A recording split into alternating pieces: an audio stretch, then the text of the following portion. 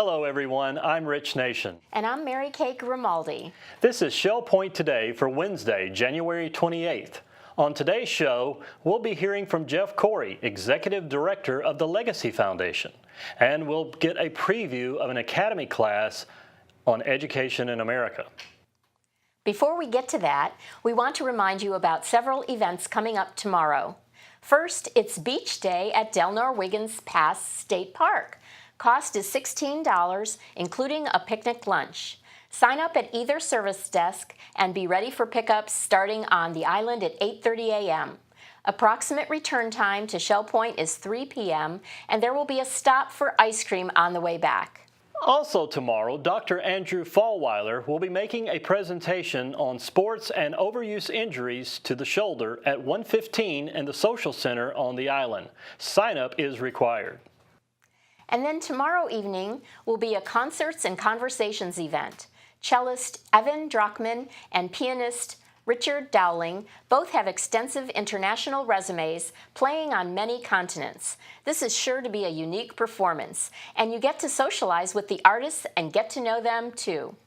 Shell Point residents have the great convenience of the Legacy Foundation right here on our property. Jeff Cory, Executive Director of the Foundation, wants you to be well aware of the great amenity they offer to you, which he calls the Legacy Service. Hi, my name is Jeff Cory, and I'm the new Executive Director of the Legacy Foundation here at Shell Point. Some of you may know that I first began serving at Shell Point over 20 years ago, and later helped found the Legacy Foundation in 2001. It's great to be back home. I've spent my career serving individuals and families, helping them navigate through the estate planning process to make the greatest impact for loved ones and the charities they support. I'm a certified financial planner and a chartered financial consultant, and most recently served as the Vice President of Advancement at Nyack College in New York. The Legacy Foundation is a one-stop financial concierge resource for residents who have questions regarding their financial, estate, and philanthropic plans. We provide trusted, confidential advisory services, educational programming, and work with the finest legal, tax, and professional advisors in the area, all with the goal to provide you, our residents, with financial security, individualized attention, and peace of mind. Many of you may be familiar with our Daily Money Manager program that assists residents with bill paying, insurance, taxes, and a host of financial resources when managing your finances just becomes too much of a burden. Our staff welcomes the opportunity to serve you. There's never a cost or obligation to visit with us and to learn more about our services and how we can help you. An important part of the Legacy Service is reviewing current estate plans, including wills, trusts, powers of attorney, and advanced healthcare directives. If it's been some time since you took a look at these important documents, contact our office today at 466-8484 to schedule an appointment. Our office is located on the island by the Manatee Room, or we're delighted to meet you at your home. It's great to be back here at Shell Point, and I look forward to visiting with you soon at the Legacy Foundation. Best wishes for a happy and prosperous new year. Dr. Gary Chesley has been breaking records and changing education for the better for over 40 years. His accomplishments are legendary. He's still at it, lecturing, consulting, and teaching teachers. Dr. Chesley will be here to lead the Academy class on the state of education in America, how it got to where it is and where it might be going. He sat down with Terry Koloff to give us a preview. Hello everyone, I'm here today with a special guest, Dr. Gary Chesley. We're talking about his presentation in the Academy of Lifelong Learning, Education in America. Thank you for joining me, Gary. I'm really happy to be here. It's going to be a fun event, I think. I think so too. Well, we couldn't have chosen a broader topic, education in America. Yeah, there's a lot going on in the country right now. A lot of people are trying a lot of things. Some of it's good, some of it's bad. I work over at FGCU a bit. We're doing a lot of interesting things over there. And I think that the country, at least we know we're doing some things wrong. Now we have to discover what is the right thing to do for the most number of kids. And so that's one of the things we're going to talk about. That's fabulous. Well, we have an Academy Advisory Board, a variety of residents I asked to spend a 2-year term with me because they represent a diverse field of interest. And one of them, Dick Wright, has run the forum on Sanibel. And when we decided education was the topic we wanted to tackle, he said, you have to get Dr. Gary Chesley. He's right over on Sanibel right now. So tell us, who is Dr. Chesley? Well, I'm originally from St. Louis. I was born and raised there, big Cardinal fan. I started as a teacher, coach, athletic director, principal, and then I went to Denver, Colorado, and I started as a public school there that had been sitting vacant as a high school for 2 years because of circumstances that were beyond anybody's control. It was not too far from a toxic waste dump, and so people didn't want to send their kids there. So we started a school there.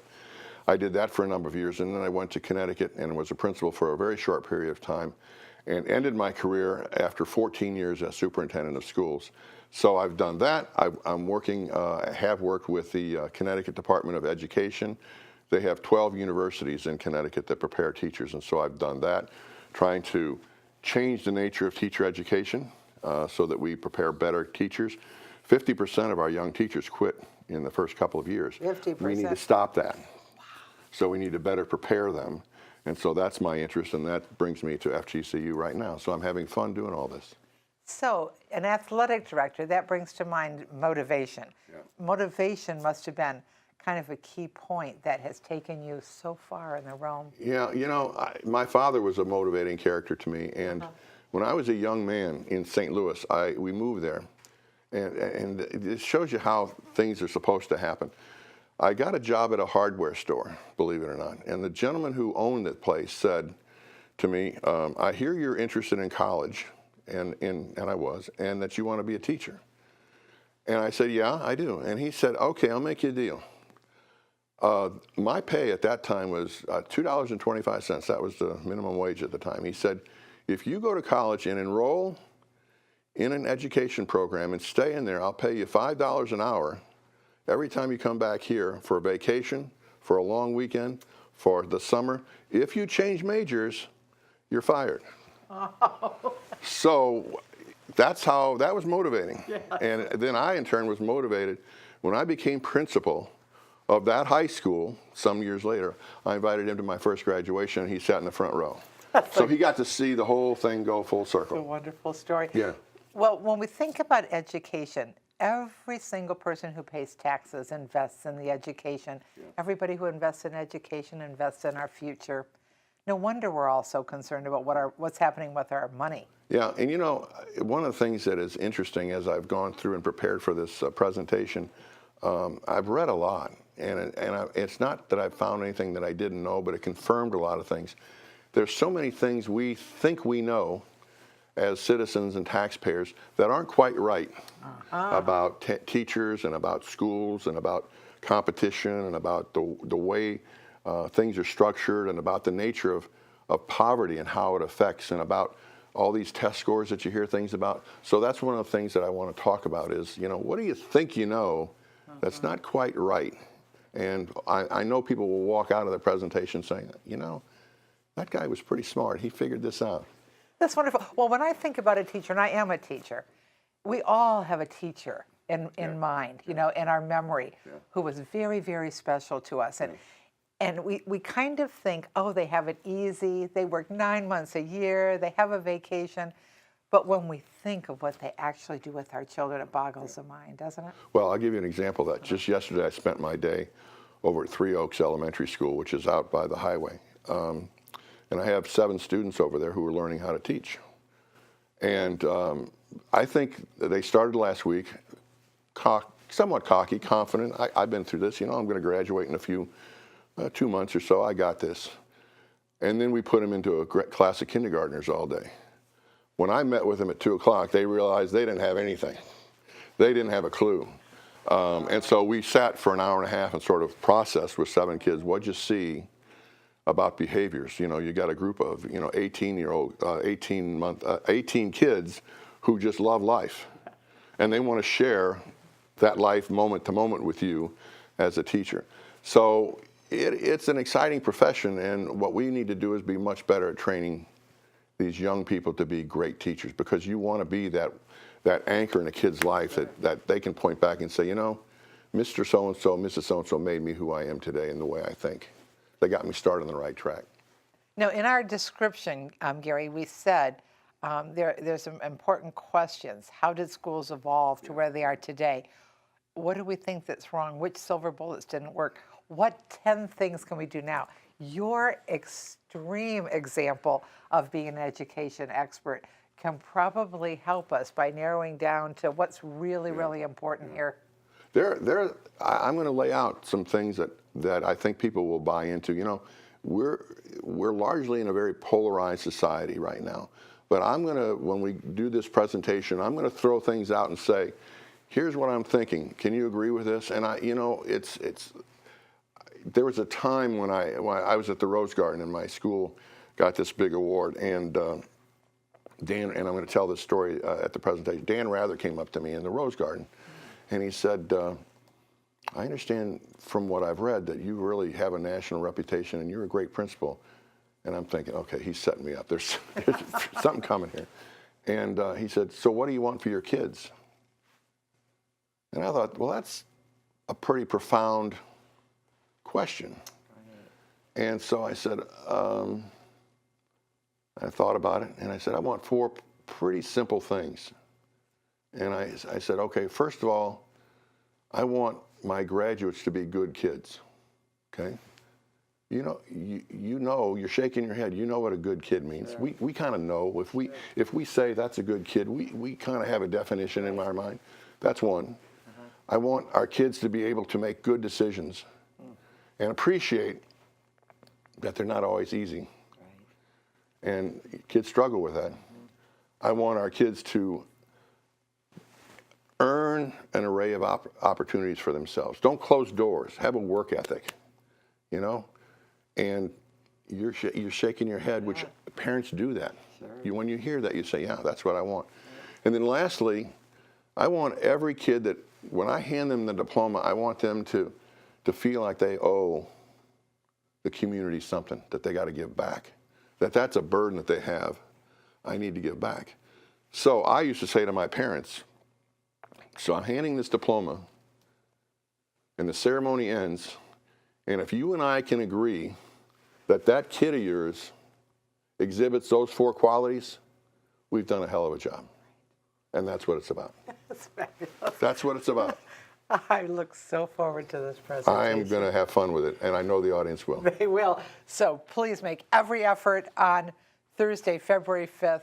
We only have Dr. Chesley for an hour and a half, 7 to 8:30, but we do have the Village Church Auditorium, so everyone is welcome. We hope to see you there. Now it's time to cover all of today's happenings, Academy news, menus, and Village Church connections. Hello and welcome to the Happening segment of Shell Point TV, and happy Wednesday. I'm Caitlin Van Scoy and this is Bev Chanley, and we're going to let you know the events happening today. We start bright and early at 7:45. Men's Bible study will be meeting in the Osprey Room. At 8 a.m. we have men's match play doubles tennis at the Woodlands Tennis Courts. And Lily & Company Jewelers will be here for their weekly service at 8:45 in the Resident Activity Center. 9 a.m. Jurassic Travel will be here in the Egret Room. Also at 9 a.m. we have Watercolor Group with Phil Hilton in the Art Studio. Come out for card making and scrapbooking at 9:15 in the Tarpon Room. And at 10 a.m. we have Ladies Bible Study in the Osprey Room. Also at 10 a.m. we have men's match play doubles tennis in the Woodlands Tennis Courts. And the Model Yacht Sailing Club will be on the Commons Lake of the Woodlands at 10:15. We finish off our morning with an 11:30 Health Connections class, Specifics in Cardio Conditioning. That's in the Health Club on the island and it's currently full. Here's Bev with our afternoon. Thank you, Caitlin. We're going to start with chess in the Library Lounge at 1 o'clock today. And we'll move to 1:15 for the Hearing Enrichment Group. They'll be in the Manatee Room on the island. From 1:30 to 3:30, head down to the Train Room. They'll be doing tours during that time. And at 1:45, we have another Health Connections class. This one is Balance and Mobility Training Level 1 in the Health Club. That's currently full. At 2:30, we have Jazz and Stuff. That's in the Grand Cypress Room of the Woodlands. 3 o'clock, the Bible study will be in the King's Crown Community Room. Also at 3 o'clock, we have a Health Connections class, Pilates Stretch. That's in the Health Club. At 3:30, we have a Health Connections class like Aqua Agility and Conditioning. That one's in the LifeQuest Aquatic Center. time for pickleball at 4 o'clock and bocce at 4:30. This is indoor bocce, and that's down in the health club. At 5:45, we have the church choir rehearsal at the village church, and we round out our Wednesday with the 7:15 prayer and praise at the village church. We hope you have a wonderful day, and we will see you back here again tomorrow. Hi, I'm Terry Kolath with your Academy information for Wednesday. At 9 o'clock, Scrapbooking with a Purpose begins in the Sable Room of the Woodlands, and sign-up is required. At 10 o'clock, Legacy Seminar, Protecting Against Attacks on the Inheritance You Leave Your Loved Ones. This will take place in the Grand Cypress Room of the Woodlands for those who have signed up. And at 10:15, iWorks, Creating Spreadsheets Using Numbers, continues in the Computer Teaching Center on the island. At 1 o'clock, Drawing on the Right Side of the Brain continues in the Sable Room of the Woodlands. Also at 1 o'clock, Intermediate Bridge continues in the Game Room at the Woodlands. At 3 o'clock, our Basics Prep School continues. Menus for Wednesday, January 28th. In the Crystal, the platter is fried chicken with baked beans, cut corn, and biscuit. This is available at lunchtime only. At dinner time, it's Scandinavian Night Buffet for $20.95. The soup is tortellini and sausage. In the Island Cafe, at lunch, it's chicken and cheese quesadilla with fries for $7.25. At dinner, it's grilled shrimp for $8.25. The Palm Grill has snapper for $17.95, or you can have chicken Maryland for $14.95. All menus are available 24 hours a day at shellpoint.net. Hi, welcome to Village Church Connections. I'm Andy Hawkins, the senior pastor of the Village Church, and I'm here with Dr. John Stumbo. And John is the president of the Christian and Missionary Alliance. That's the denomination with which the Village Church is associated, and also the denomination that owns the Shell Point Retirement Community. So John, welcome. It's good to have you with us. And we're here to talk actually about what sort of feeds you. I mean, you're the president of an organization, more than an organization, a body of believers in Jesus who have a lot of things in common. But to have a role like that, just to have any kind of pastoral role, you're a pastor over a lot of people, and any kind of a pastoral role, I think the hardest part for us as pastors is to keep ourselves fed. Because if we're not fed, we have nothing to give those who are our parishioners.